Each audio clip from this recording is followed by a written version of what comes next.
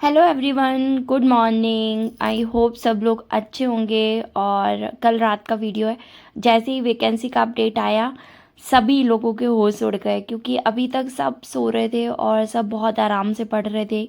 Even मैं भी खुद बहुत स्लो हो गई थी। और शाम को कई बार रात में मैं बताई ना कि बेटू सोता था और कई बार मैं भी सो जाती थी या पढ़ती थी तो आधे घंटे 1 घंटे पढ़ती थी। कल नोटिफिकेशन क्या आया, कल बहुत लोगों को नींद ही नहीं आई होगी रात में, और सब लोग कल बैठ गए होंगे पढ़ने के लिए। और अब सबके पास टाइम है, अब कोई बहाना नहीं बनाएगा। देखो, अब इसके बाद अगर कोई बहाना बनाता भी है ना तो वो फिर नहीं कर पाएगा, है ना। और जो इस समय पढ़ रहा है और 24 घंटे पढ़ने का ही सोच रहा है तो वो कुछ कर भी पाएगा, और चांसेस भी हैं कि उनका निकल जाएगा।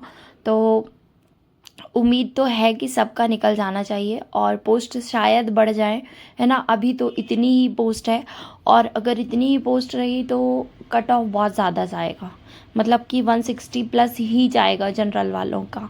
अगर पोस्ट इतनी ही रहती है तो मेहनत ज़्यादा करनी पड़ेगी, है ना।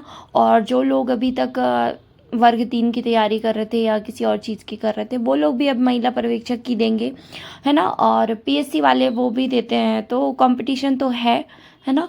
पढ़ाई तो करनी पड़ेगी। अब मतलब आप अपने 1-1 घंटे का हिसाब रखो कि आपका कोई भी टाइम ख़राब ना हो, है ना।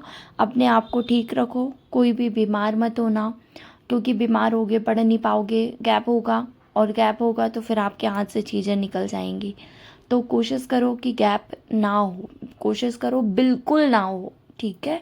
एक एक दिन कीमती है, और जैसा कि बोला है कैलेंडर में कि फैब में एग्ज़ाम होगा, तो अगर इसको फॉलो करते हैं और फैब में एग्ज़ाम कंडक्ट कराते भी हैं तो इसका मतलब नोटिफिकेशन जल्दी आ रहा है, फॉर्म भरने की डेट आ रही है।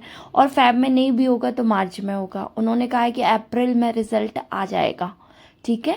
तो आप ये मान के चलो कि एग्ज़ाम तो आपका सामने ही है ना। 10 दिन आगे पीछे हो सकता है, जो उन्होंने बोला है उससे, इससे ज़्यादा डिफरेंस नहीं आएगा, है ना। तो सबसे पहले तो ये खुश होने वाली बात है कि वैकेंसी आ गई है, क्योंकि इतने टाइम से आपको दिख नहीं रहा था कि कब कब होगा पेपर, कब होगा पेपर, कब से पढ़ रहे हैं, कब से पढ़ रहे हैं। तो वो चीज़ हट गई कि चलो अब पेपर तो होने वाला है। और अभी तक जो चल रहा था कि डिले हो रहा है, डिले हो रहा है, तो सब लोग लापरवाही से पढ़ रहे थे। अब वो चीज़ मत करना, बिल्कुल भी लापरवाही मत करना। चाहे कैसे भी पढ़ने मिले, आपको सुबह पढ़ सकते हो सुबह पढ़ो, दोपहर में पढ़ सकते हो दोपहर में पढ़ो, शाम को पढ़ सकते हो शाम को पढ़ो। मतलब घड़ी मत देखो कि कब पढ़ सकते हो, बस ये करो कि आपकी नींद पूरी हो। चाहे आप रात में पूरी करो, दिन में पूरी करो, अपनी नींद पूरी करो और पढ़ाई करो। और अपने बच्चे को देखो और कोशिश करो कि बच्चा भी बीमार ना हो, उसका भी ध्यान रखो, क्योंकि अगर बच्चे बीमार होते हैं तो भी सबसे ज़्यादा मतलब माँ के पास रहते हैं बच्चे ना, तो फिर अपन लोगों की भी पढ़ाई डिस्टर्ब हो जाएगी अगर बच्चों को कुछ होगा तो इसलिए बच्चों को भी ध्यान रखो और खुद का भी ध्यान रखो कि खुद बीमार मत पड़ना, अदरवाइज नहीं कर पाओगे, है ना। तो सबको ऑल द बेस्ट, सब लोग बहुत अच्छे से तैयारी करो। रिज़ल्ट अपने सामने है, जितनी मेहनत आपने अभी तक की है तो आपको रिज़ल्ट उसी हिसाब से मिलेगा ना।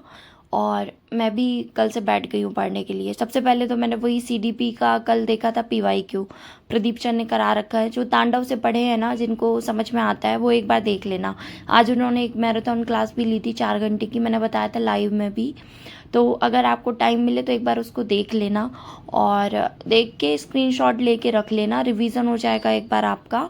कुछ कुछ इंपॉर्टेंट चीज़ें भी बताई उन्होंने। और ऐसे देखो, वैसे भी अपना पढ़ने का नहीं हो पाता है ना, अपन सारे सब्जेक्ट एक दिन में नहीं पढ़ पाते हैं।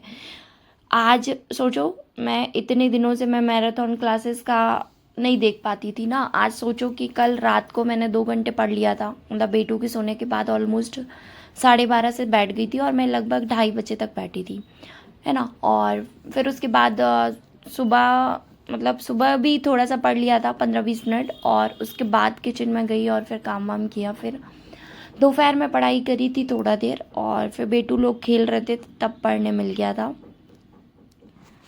मैं क्या पढ़ने वाली हूँ ये मैं आपसे रोज़ शेयर करूँगी, है ना। जैसा मैंने बताया कि कल मैंने सीडीपी उठाया था तो मैं सीडीपी को कंप्लीट करूँगी, ऐसा मेरा टास्क है। तो वो मैं लेके चल रही हूँ 3 दिन का ना, मतलब इंक्लूडिंग आज। तो आज का दिन है, कल का दिन है और परसों का दिन है। परसों दिन तक मैं सीडीपी पूरी कंप्लीट कर लूँगी अच्छे से, मतलब पीवाईक्यू भी और अपनी थ्योरी जितनी क्लासेस, मतलब कॉपी में नोट्स में जितना थ्योरी है उतना। उसके बाद मैं उठाऊँगी पोषण और सीटीपी के करूँगी प्रैक्टिस, एमसीक्यूज प्रैक्टिस जो मैंने की है ऑलरेडी, उसी को रिवाइज करूँगी, है ना।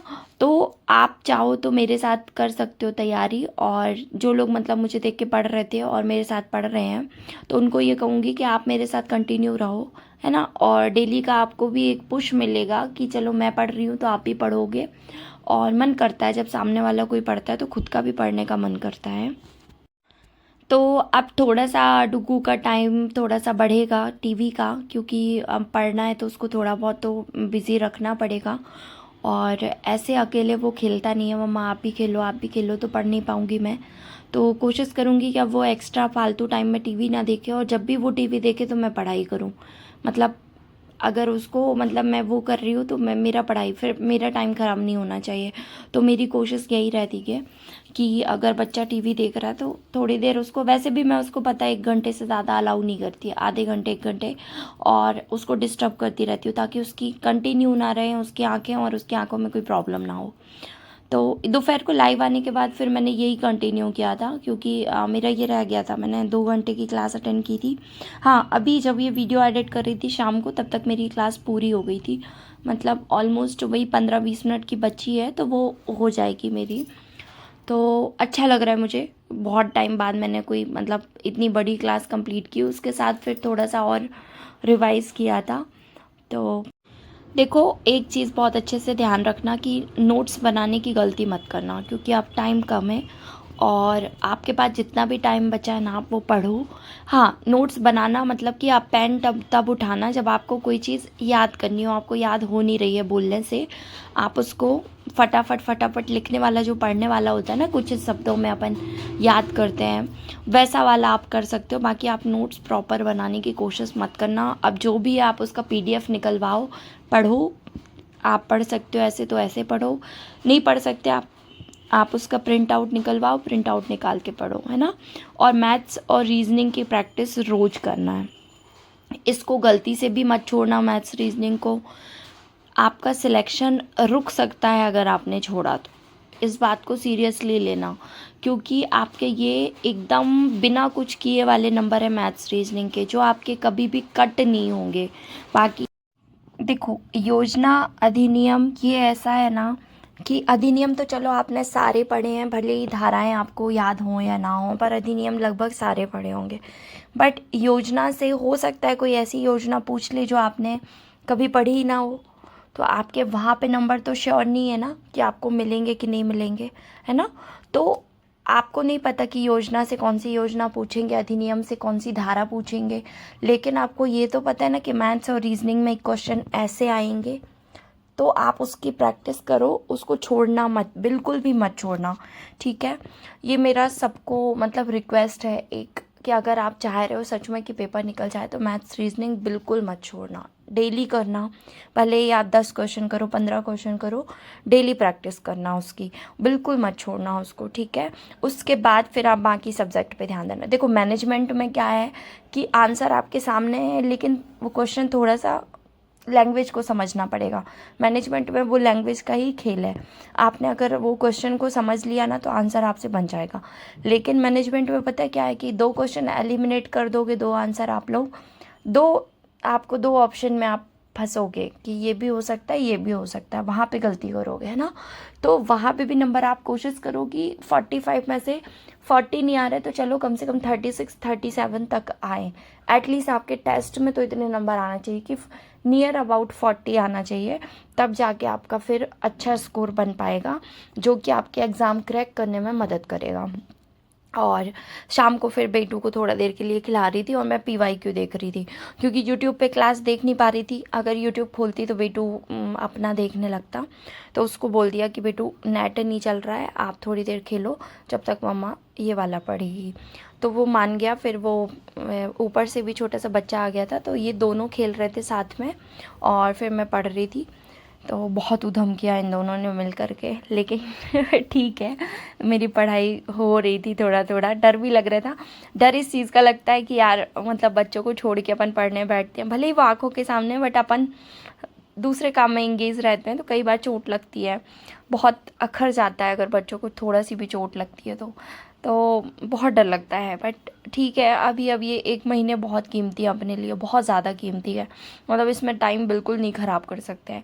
और इस पे कुछ लोग अगर ये कमेंट करेंगे कि दीदी आप यूट्यूब पे टाइम क्यों दे रहे हो, तो मैं पहले बता दूँ, पता है मैं कल से यही सोच रही हूँ कि मैं क्या करूँ, मतलब यूट्यूब को कैसे मैनेज करूँ पढ़ाई के साथ, क्योंकि इसकी जर्नी मैंने शुरुआत की थी कि वैकेंसी नहीं आ रही है, तो मैंने स्टार्ट कर दिया था कि एक मैं बिज़ी रहूँगी, मेरा टाइम निकलेगा और साथ में एक काम रहेगा मेरा कि हाँ मुझे ये करना है।